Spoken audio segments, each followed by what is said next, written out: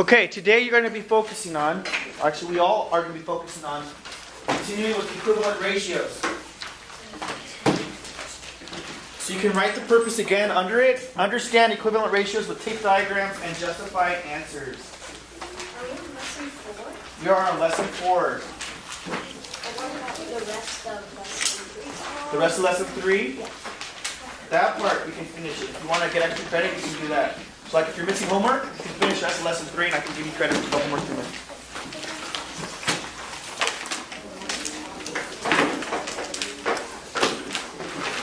One of the key concepts as far as equivalent ratios is to understand the power of relationships, of how things are related to each other. Yesterday I showed the example, and I shared the example of music. Anybody here that plays the piano, do you guys know who, or even that knows a little bit of music, do you know what the circle of fifths is? Andrew? Like a rhythm that never stops? Exactly. It's basically a rhythm. It's a musical melody that never finishes. Within this musical melody, you start off with the key of C. There's no black keys involved. Then you go in with the key of F. There's one black key. Then from there you go to the key of B flat or A sharp. There's 2 black keys. Then you go to the key of A flat. There's 3 black keys. And it continues to go until it's basically, it's almost like a mountain. It's like, it starts off with no black keys and it goes up and then it goes back down. And it continues on. This is the way it sounds. Listen carefully.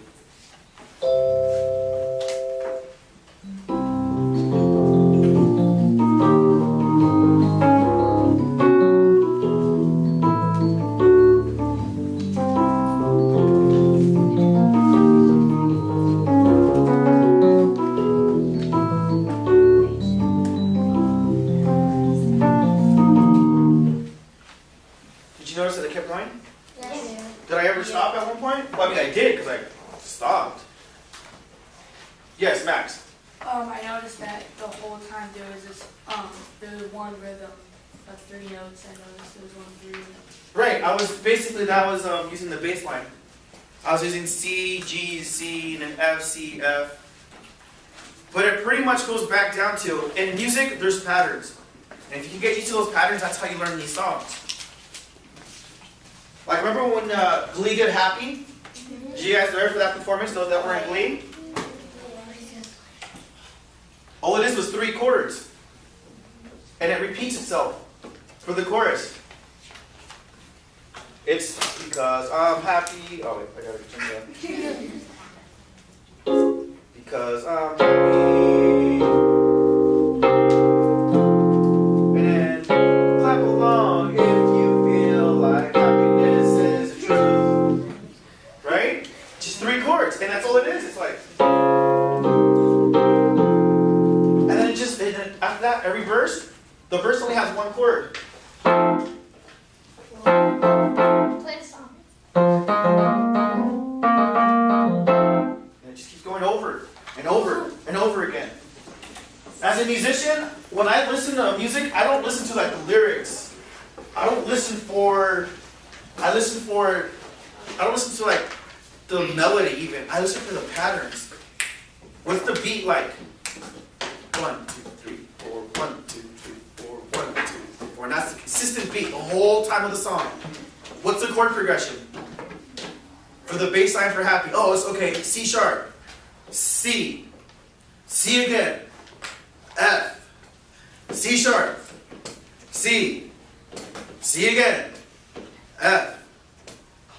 And I'm over here in my mind thinking that same thing is going to happen with understanding equivalent ratios. Looking at one number, looking at 2/3, being able to recognize, oh my gosh, 2/3, 2 to 3 is equivalent to 4 to 6, which is equivalent to 8 to 12, which is equivalent to 16 to 24. And it keeps going on and on. If I were to say, is 16 to 24 equivalent to 2 to 3? Yes. Would your answer be yes? Yes. Is 16 to 24 equivalent to 4 to 6? Yes. Is 8 to 12 equivalent to 4 to 6? Yes. They're related. What's the pattern that you saw that I just did? What was the pattern going through my head? That's quick. Aiden. 2, 4, 6, 8, 7, or 2, 6, 12, 24. What was I doing to all these? Oh, yeah, what long Aaliyah? 2 times. That's why those of you that, again, I'm going to emphasize, if you struggle with math but you like music, learn some music. Because once you learn those patterns, you learn the patterns in music and you learn the patterns in math. You learn the relationship that it all has together. There's really, what we're trying to teach you guys is pretty much a story of math. And ratios has a big part in it. Alright, so let's go ahead and look at exercise 1. And it says this: the morning announcement said that 2 out of every 7 6th graders in the school have an overdue library book. What I'm going to do first is I'm just going to read the problem out loud. I'm not going to try to figure out what's going on. I want to be able to understand the words that are coming out of the screen or my paper or what the question's asking me. That's all it is. That's why it's very important to be a good listener. Jasmine said, that would mean 24 of us have overdue books. Grace argued, no way, that's way too high. How can you determine who's right? Okay, let's work at the first sentence. And Shane, go ahead and read the first sentence out loud for me. The morning announcement said that 2 out of 7, every 7 6th graders in the school have an overdue library book. Okay, that's the first sentence. Does the first sentence give us a ratio? No. Yes. Yes. Look at it. It doesn't give you it doesn't write down the number. Remember how yesterday I told you? No, It doesn't write a number down? no. It gives you the number in what? In words. I'm going to write down the words. I'm not even going to write down the number. The morning announcement said that 2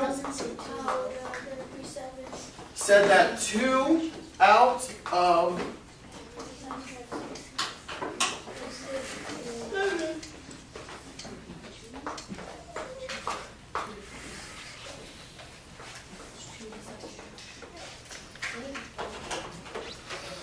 Judy, can you come write this up for me?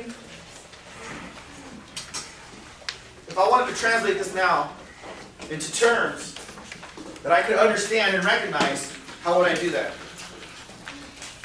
And not just terms, but I want it to look like numbers.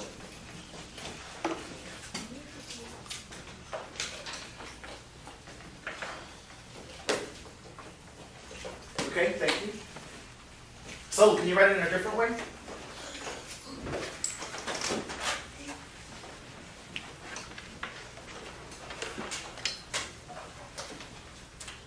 And last, Lisa, can you write it in the third way? Whichever way he doesn't write it in.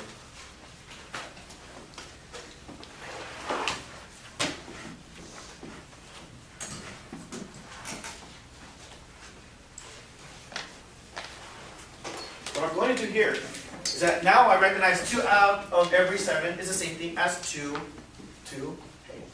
7. All eyes over here, please. So I'm going to make a table.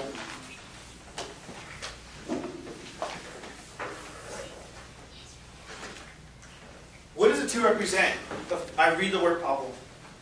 Aiden? I have the answer. Okay. The 2 represents people who have overdue library books. Okay. And my question is, are we allowed to use this on the test? I believe so, yeah, because it's a resource. It should be, from my understanding. If not, then I will find a way for you guys to be able to use your math. I know you can use your math notebooks. Okay? Yes, it is. Can we get that? So 2 means overdue, and 7 means for what? People that don't have overdue? Yeah. Is that what it is?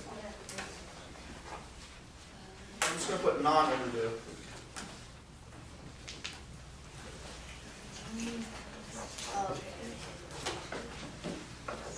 But let's continue reading so far. Karen, can you read the rest of it for me? After overdue library book? Jasmine said that 24 of us had overdue. No way, that is way too high.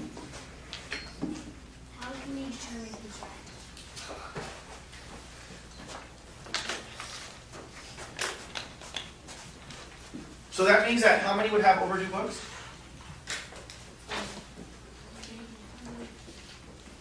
Remember, overdue. We said that the ratio is, what's the beginning ratio they gave us? 2 to 7. 2 to 7, right? 2 out of every 7 students has how many overdue library books? 24. No. 2 out of every 7. But then Jasmine's saying how many total students have library books that are overdue?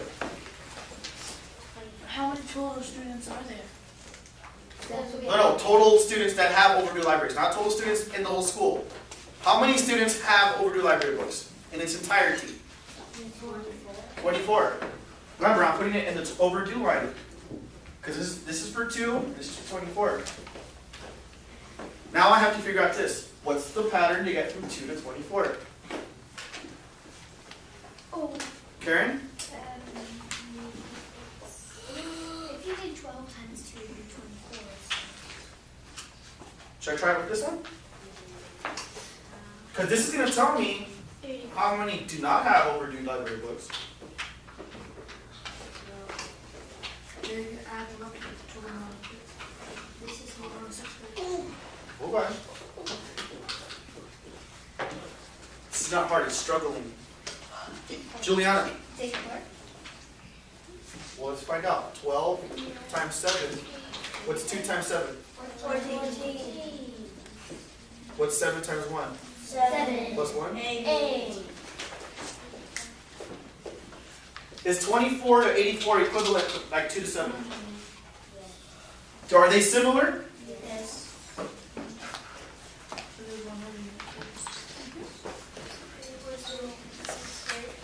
What was that? 84. 84 students are not overdue.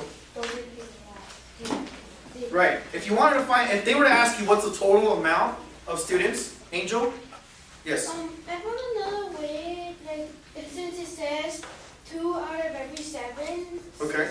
6th graders, and maybe there are 12 students in each class, and there are 2 classes that have overdue, so that makes 5 classes that haven't, they're not overdue, so that makes 60 kids are not overdue. I think I have to see that. In order, like, can you draw it for me? Or would you be able to write it down? Yeah, is it right on the board? Yeah, go ahead and write it on this side.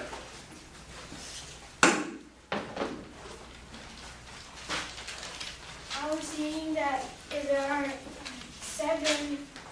2 out of every 7, Mm-hmm. then there are 7 classes, then I got 7 minus 2, and that equals 5.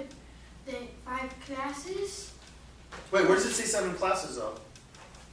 7 6th graders. Oh, I thought 7 about classes. Oh, no. Oh, because of the 7th, 6th grade. Maybe. Oh, but that's why we had to dissect the word. 2 out of every 7. That's why I took the words out. Because That's why. remember the verbal cues that tell us, what are the verbal cues again? If we want to know if it's a ratio problem or not. Look at your books.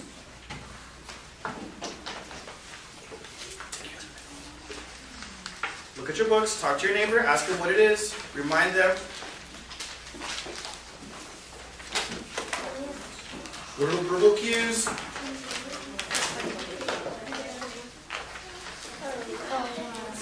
You guys should have done the exercise on page 4.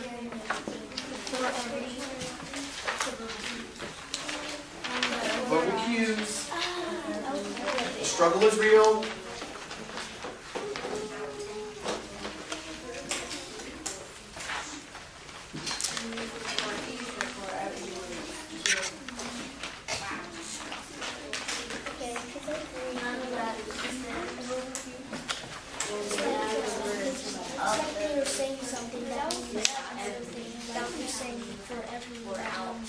That's like a cue to say that they're saying something about a ratio. Sure, I see that. Yes. I don't think I see it down or because I didn't fill out the Okay. page 4. Let me go ahead and I'm going to have Caleb and Aiden. Can you guys go to the board? I want you guys to work together and I want you to write down the verbal cues that we talked about the other day.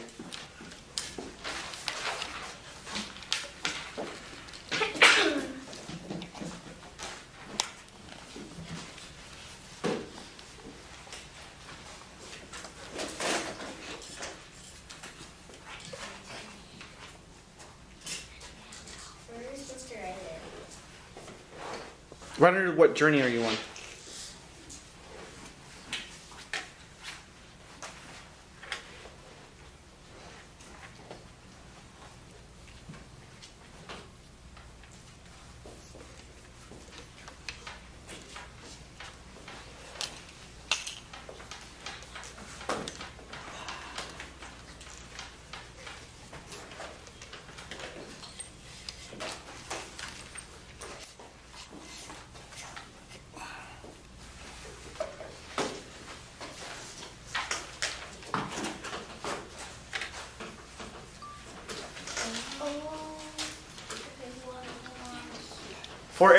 For each, you can start off with there are.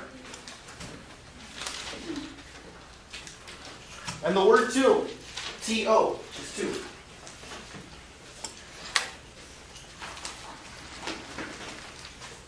So looking at this, I want to ask you guys a question.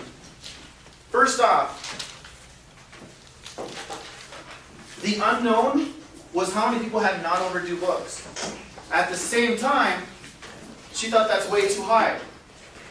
No way, that's way too high. How can you determine who's right? So who's right? Is it possible that 24 students have overdue books? Do these ratios make sense? Yes. If I would have put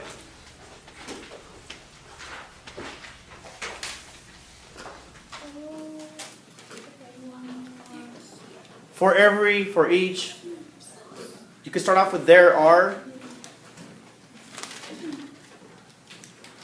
And the word to, T-O, is to.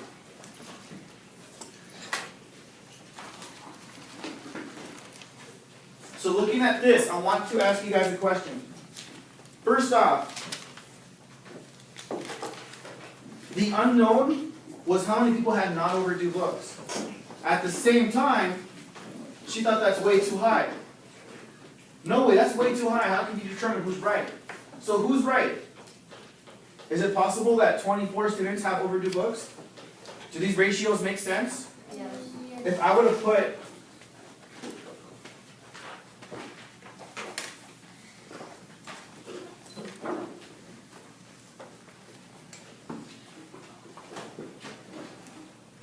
seven times 11 is 77, right? I would have put that. Does this make sense though? No, it's like that emoji. What do you mean? Oh, you're talking about the emoji that looks confused? Here's one thing that you guys need to learn for ratios, and it's going to be applied for, same thing for algebra. What you do to one side, you have to do to the other. If I'm going from 2 to 24 and multiplying 12, because I know that 2 times 12 is 24, that means on this other side, I need to multiply 7 times what? 12. 12. I have no choice. It needs to be 12. Because if it's not, then it's not a ratio. It's not an equivalent ratio. There's something wrong in the numbers. What you do to one side, you have to do it to the other. I want you to go ahead and write that down. In our notebook? Yeah, or you write it down on the lesson part. Like, go to the lesson.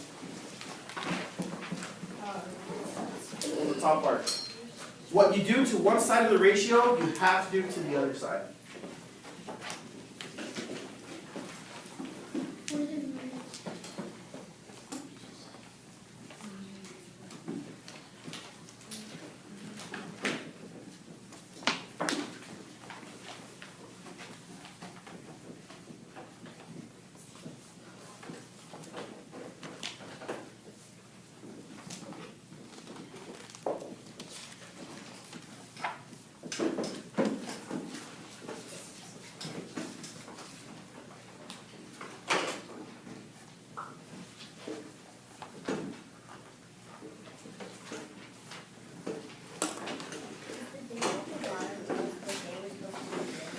No, that was the day it was created last year. Just to let us know how relevant it is.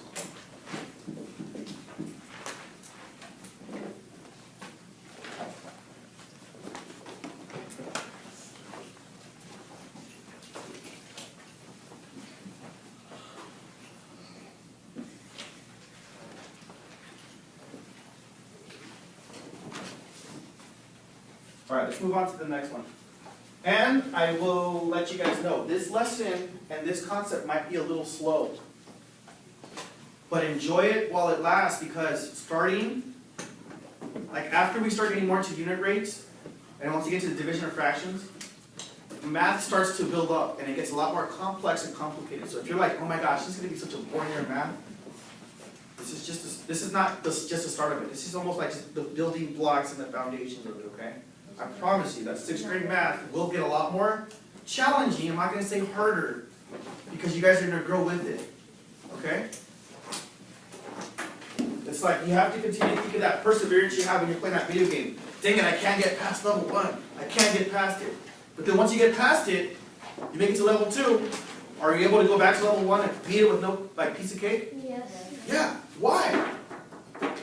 Andrew? Because you know how. Because you know how. Vanny, what were you going to say? You already done it, so it's easier for you. Right. It's the same thing with this. You got to approach it the same way. You're learning a sport. You're learning a video game. Let's look at this exercise. Decide whether or not each of the following pairs of ratios is equivalent. Now the numbers should be on your workbook. So go to page, on page 9, exercise 1. So let's look at the first one, 6 and 11, and then 42 and 88.